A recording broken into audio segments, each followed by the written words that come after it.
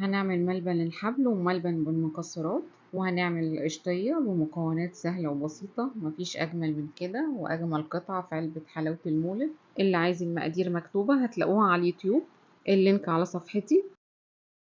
طاسة على النار حطينا كوباية مية وكوباية ونص سكر، وهنضيف عليهم كيس فانيليا و3 معالق جيلاتين بودر، وهندوبهم في ربع كوباية مية، وهنقلبهم على النار لحد السكر ما يدوب، وهننزل عليهم بنص كوباية عسل جلوكوز، وهنضربهم بالمضرب كويس لحد ما حجمه يتضاعف، لحد ما يفتح ويبقى لونه أبيض وقوامه يبقى زي الفوم. هو بياخد وقت شوية في الضرب لحد ما يبقى قوامه تقيل وبينزل بصعوبة من المضرب. وفي علبة أو في قالب رشة جوز هند، وننزل عليه بالخليط بتاع القشطية،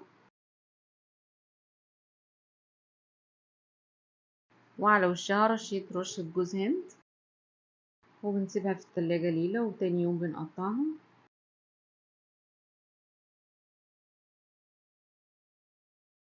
وده قوامها بعد ما قطعتها، وطلعة طرية جدا وزي الجاهزة بالظبط.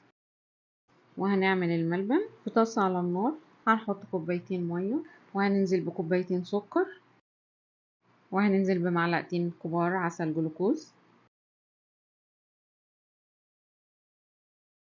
وهننزل عليه بعصرة ليمونة،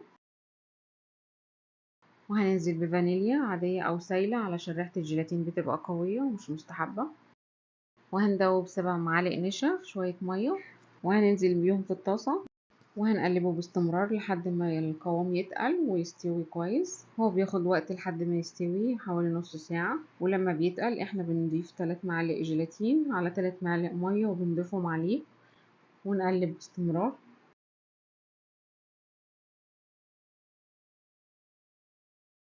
لحد ما يبقى تقيل ويبقى بينزل من المعلقة بصعوبة كده، يبقى خلاص استوى. وعين الجمل احنا بنبقى عاملينه في الخيط وبنغطيه كويس بالملبن،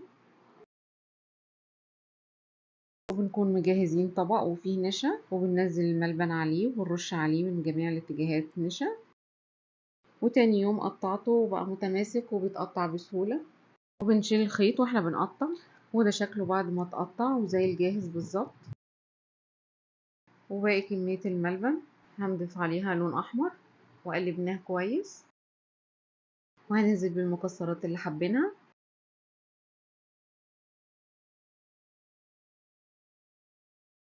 وفي علبة أو في قالب بنحط كيس تلاجة مدهون زيت، ونضيف عليه الملبن،